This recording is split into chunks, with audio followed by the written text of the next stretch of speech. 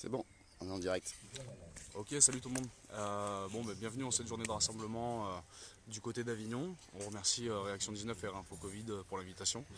On a les gars de la SDAC qui sont venus en force pour essayer de passer le message de ce qu'on fait là-bas et essayer de prendre un peu des tuyaux au niveau juridique avec Réaction 19 et sur la santé avec Info Covid. On vous invite à visiter leur plateforme pour voir un petit peu ce qu'ils font. Donc on va vous montrer un petit peu tout ça. Il y a une première partie là de Francis Lalanne avec Carlo Alberto Brossin qui va prendre la parole après, qu'on salue pour leur combat d'ailleurs. Et donc on a la date aussi de mon procès qui est tombée là pour l'appel pour non-port du masque et rassemblements illégaux. Donc j'avais été relaxé pour ça, je le rappelle. Et en fait, la date est tombée. Ce sera le 23 mai là, en cours d'appel à Aix, parce que c'est des mauvais perdants, ils ont fait appel. Mais en espérant qu'il y ait la même décision du tribunal.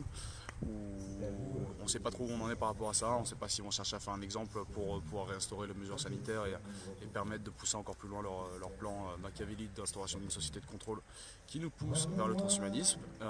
Donc voilà, on vous invite à découvrir cette journée qui est reposante pour nous tous. Ça fait du bien la résistance aux ressources et on sera de retour bientôt. Pour des tout nouveaux projets, d'ailleurs, on a investi de nouveaux endroits pour calquer.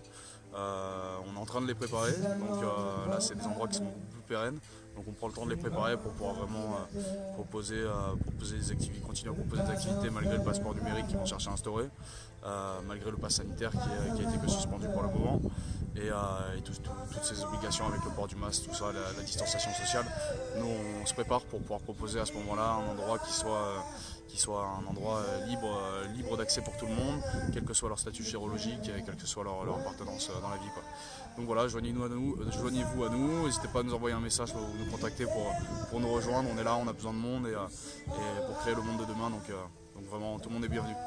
Allez, à bientôt.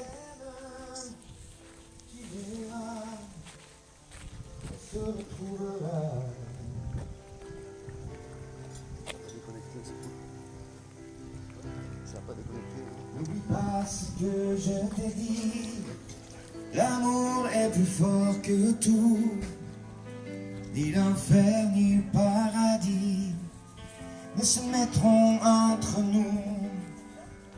Et si la mort me programme sur son grand ordinateur, elle ne prendra que mon âme, mais elle n'aura pas mon cœur. Pense à moi comme je t'aimerai, tu me délivreras, tu briseras l'anathème qui me tient loin de tes bras. Pense à moi comme je t'aimerai, nous séparera même pas les chrysanthèmes. Tu verras, on se retrouvera.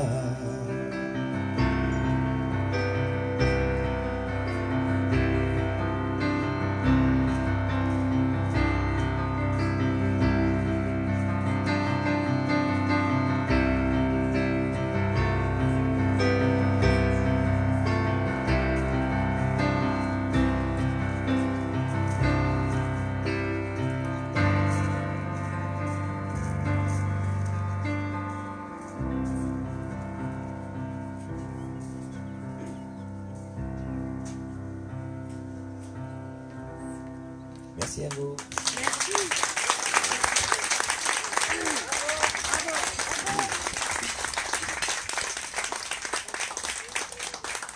Le titre du spectacle est L'Assemblée des loups et il aura lieu tous les mois de juillet au théâtre du Verbe Fou, Festival d'Avignon. Je vous attends, je vous embrasse. Merci. Et continuez, hein. Ne lâchez rien. La parole est à Carlo Brussa.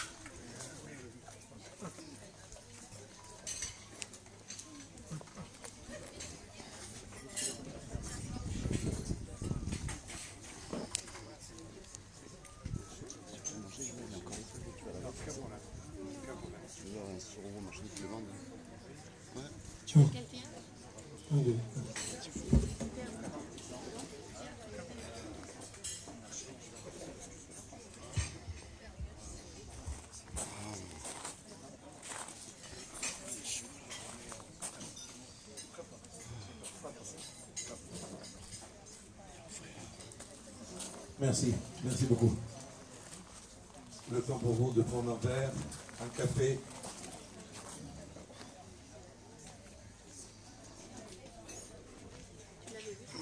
Il est vraiment très difficile de prendre la parole après avoir eu autant d'émotions.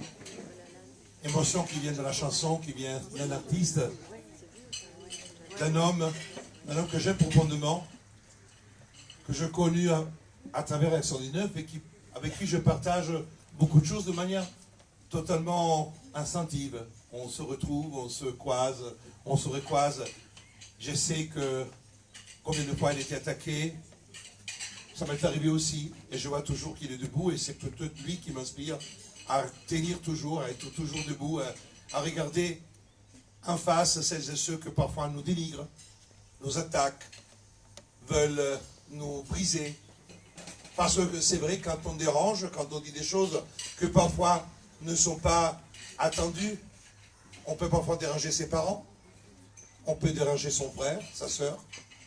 Regardez celles et ceux qui se plaignent du pouvoir, de la dictature, de Macron, de ce que nous avons vécu depuis des années, de ce que nous avons subi avec la Covid, et parfois, parmi les gens qui sont ici présents, parmi vous, parmi nous, il y a des femmes et des hommes qui ont eu le désarroi de constater qu'ils n'étaient même pas compris dans leur famille.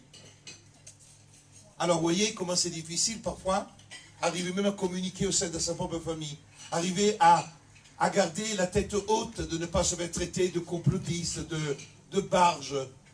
T'as pété les plombs. Pourquoi? Pourquoi tu ne veux pas te faire vacciner? Tu veux tuer maman? Tu veux tuer papa? Mais tu es un délinquant, je ne te verrai plus. Tu ne viendras pas à la fête. Tu ne viendras pas à fêter Noël ou Pâques avec nous.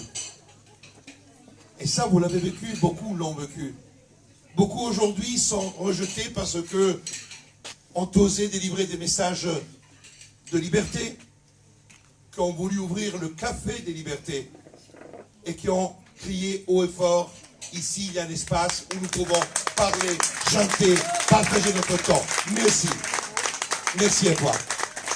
Et merci à toi d'être là avec nous, parce que c'est le signe de cette porte ouverte. Réaction 19 est une association qui est née dans un salon lors du confinement, avec moi, ma compagne et Ricardo. Et on a décidé de dire, tiens, si je parle en tant qu'avocat, je vais me faire briser parce qu'effectivement, on a des règles ordinales. Alors que là, peut-être, je peux. Parce que je me souvenais qu'il y avait quand même un arrêt du Conseil constitutionnel, qui est l'arrêt fondateur de ce qu'on appelle le bloc de constitutionnalité. C'est en 1972, 71, 72, effectivement, le débat, il fallait réduire le pouvoir des associés. Alors, une loi avait été votée par le Parlement. Et là, le Conseil constitutionnel s'est insurgé.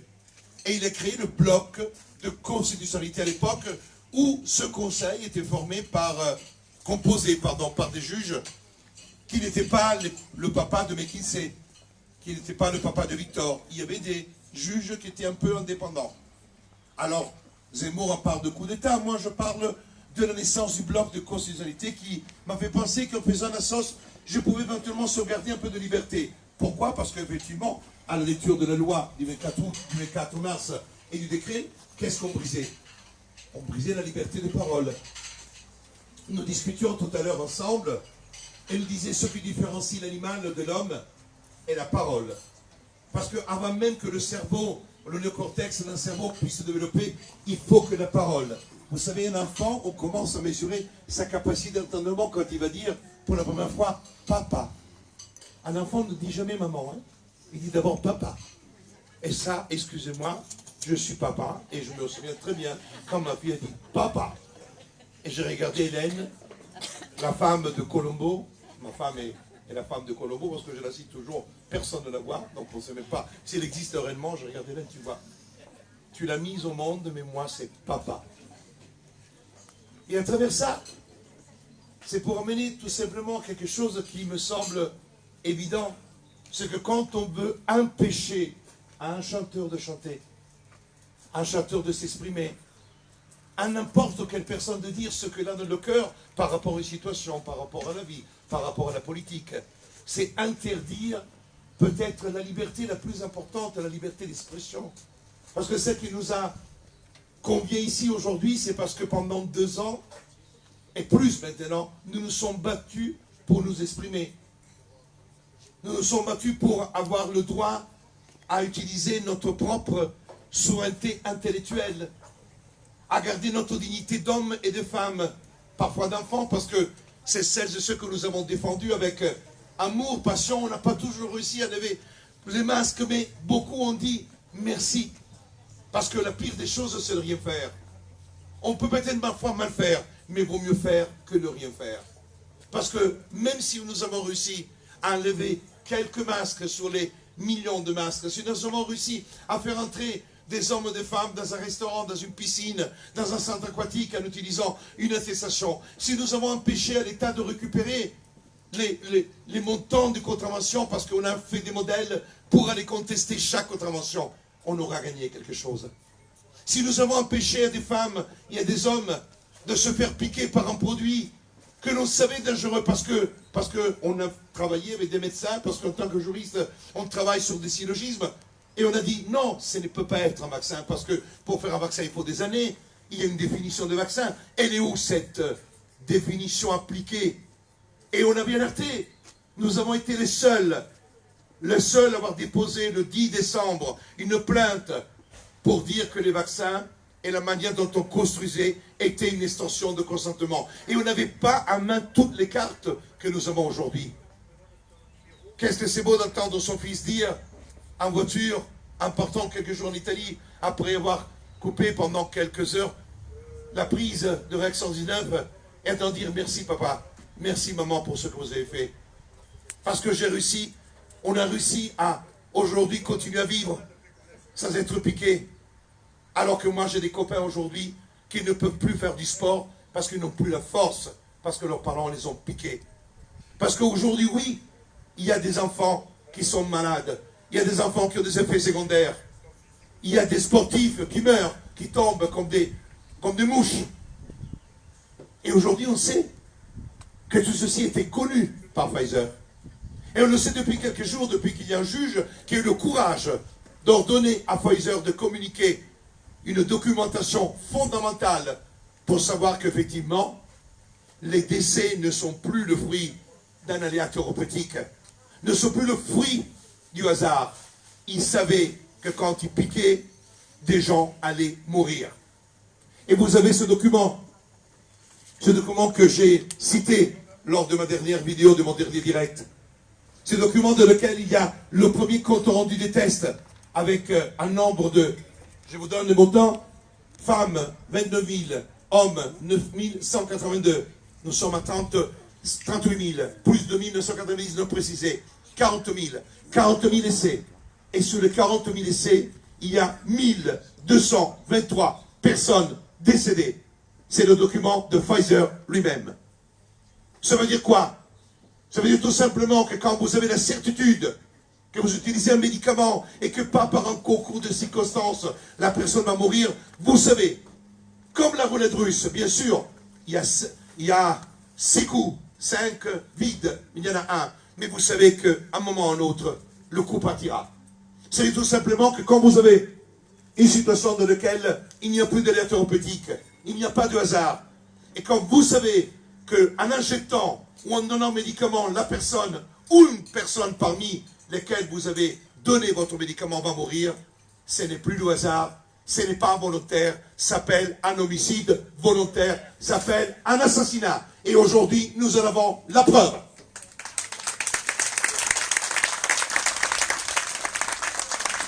Cet applaudissement, c'est peut-être pour le juge, pas pour moi. C'est pour le juge qui a eu la force et le courage de dire à Pfizer, produisez ça.